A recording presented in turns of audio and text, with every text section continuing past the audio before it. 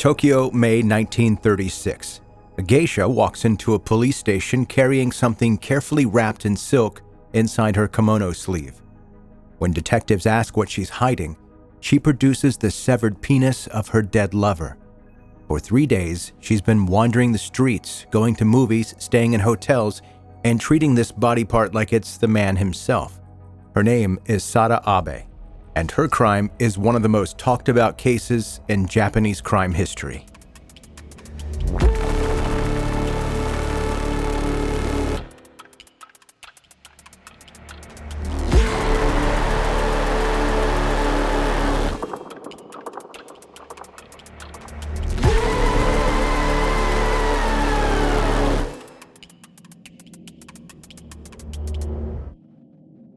So there's this moment in May 1936 where Tokyo police are dealing with full-blown mass hysteria. Rumors are flying that a mad woman is loose in the Ginza district, hunting men with a kitchen knife. Women in kimonos are getting stopped on the street. Everyone's genuinely terrified. The newspapers are running wild with speculation. The reality? The woman they're searching for is sitting in movie theaters watching romantic films. She's browsing shops. She's checking into hotels and sleeping peacefully. And yes, she's carrying her dead lover's severed genitals in her purse, but she's treating them with the tenderness that you'd show a photograph of someone you lost. Her name is Sada Abe. Understanding how she ended up here means going back to a summer day when she was 15. Tokyo in 1920 looks different from what you're probably thinking. Sada grows up in the Kondo neighborhood, the working-class heart of the city. Her family makes tatami mats for a living. She's the 7th of 8 kids. Her mother has artistic ambitions that don't match their social class, so she encourages Sada to learn shamisen and singing. These skills could either refine you or mark you for the sex trade, depending entirely on which direction life pushes you. Then, one summer afternoon, she's at a friend's house when a university student forces himself on her. That violation determines everything that follows. Virginity in 1920s Japan is currency. It's a daughter's value to her family. Once you lose it, especially through rape, you're considered permanently damaged. Her family doesn't pursue justice. They don't comfort or protect her. They treat her like she's the problem. She gets ostracized, labeled as corrupted, told she's unmarriageable. The message becomes clear. You brought shame to this household. Sada absorbs this completely. If society declares her a prostitute for something done to her against her will, she'll become exactly that. She enters the geisha world, except she's starting way too late to become one of those highly trained artists. She ends up working as what they politely call a pillow geisha, which means high-end prostitute. She's moving through establishments where entertainment and sex work are the same thing. Then she contracts syphilis. Before antibiotics, this diagnosis is catastrophic. The treatments involve arsenic injections and mercury compounds. You're subjected to mandatory police examinations because the government regulates licensed prostitution. To escape that humiliation, Sada starts working unlicensed, bouncing between cities as a waitress or maid, whatever keeps her name off official registers. By 1936, she's 31. In the pleasure quarters, that makes her ancient. She's been ground down by the system for over a decade, scarred by disease and hardened by hundreds of transactional encounters. The man she meets is named Kichizo Ishida. He owns a successful restaurant in Tokyo. He's married with children, respected in his community. He's also a regular patron of the pleasure districts, someone who believes his wealth entitles him to women's bodies as entertainment. When he meets Sada, something shifts. Most geishas perform submission as part of the service. Sada doesn't do any of that. She's sexually forward, possessive, completely uninterested in the usual performance. For someone bored with scripted interactions, she's becoming fascinating. Their relationship unfolds mostly inside a teahouse built specifically for secret affairs. They're tucked into quiet residential areas offering privacy. Inside these spaces, the outside world vanishes. No family responsibilities, no economic pressures.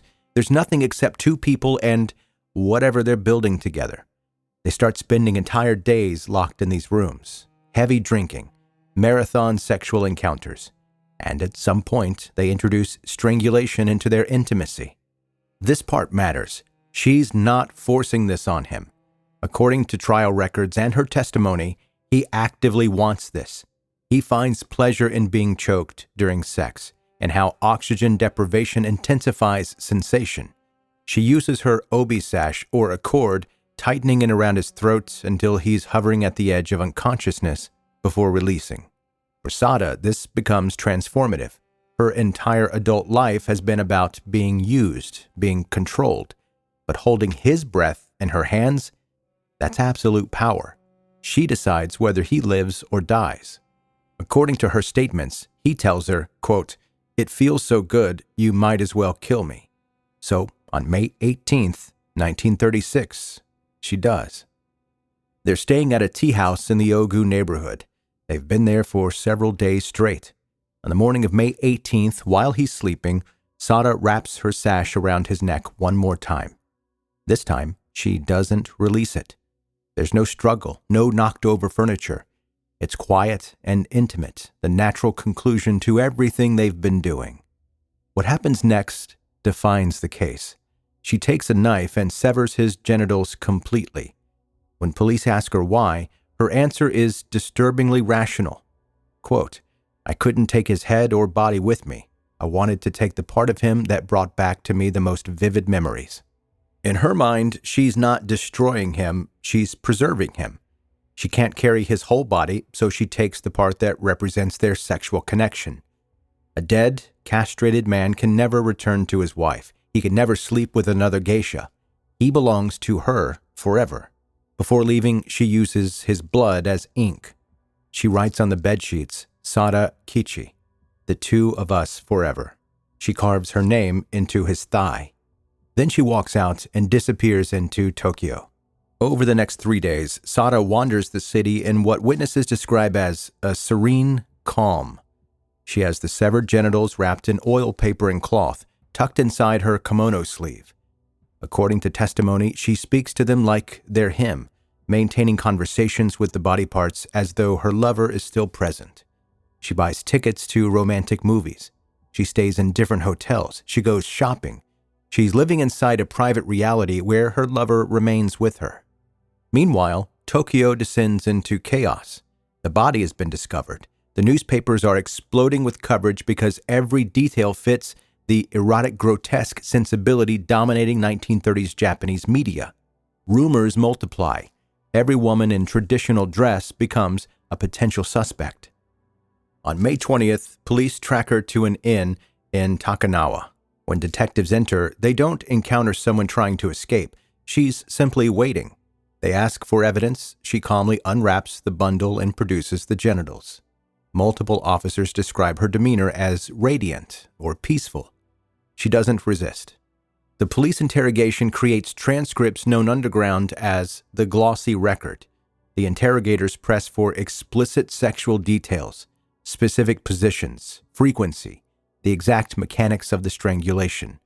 The state apparatus, supposed to enforce public morality, transforms into a consumer of pornography. Sada answers everything directly. She's articulate and unashamed. She refuses to classify what she did as murder in any traditional sense.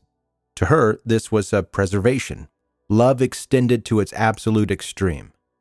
The trial brings in psychiatrists who diagnose her with hysteria and nymphomania, catch-all labels for women who don't conform. They examine her menstrual cycle, investigate her family for signs of moral degeneracy. The verdict surprises everyone. 6 years for second-degree murder and mutilation of a corpse. The leniency comes from the court recognizing elements of a traditional love suicide. In Japanese culture, survivors of suicide pacts often get treated as tragic figures. There's also strange public sympathy building around her. In a society built on arranged, passionless marriages, her crime reads like an absolute devotion taken to its conclusion. She's released in 1941, freed as part of a general amnesty. She walks out into a Japan transformed by war. After World War II ends, Sada reemerges as a celebrity. She publishes an autobiography in 1948. Then she stars in a traveling stage play where she performs as herself, reenacting a sanitized version of her crime. Theaters fill with audiences paying to watch the actual murderer act out her story. Critics comment on the eerie authenticity of her performance. By the 1950s, she opens a bar in Tokyo. Writers and artists treat it like a destination. You can have sake poured by the woman who severed a penis and carried it through the city for 3 days. She becomes a living artifact. Then, in 1970, she vanishes. She closes the bar and cuts all contact. Theories spread. Suicide, a Buddhist convent, a quiet death somewhere unnamed. But there's one final chapter. Around 1992, she's reportedly located by Issei Sagawa, the infamous Kobe cannibal, who murdered and consumed a student in Paris, then got deported and released on a technicality. He finds her in a nursing home. She's 87. Sada Abe died shortly after. There's no confirmed death certificate, no public grave. She exited the world as a ghost, the same way she spent those 3 days after the murder.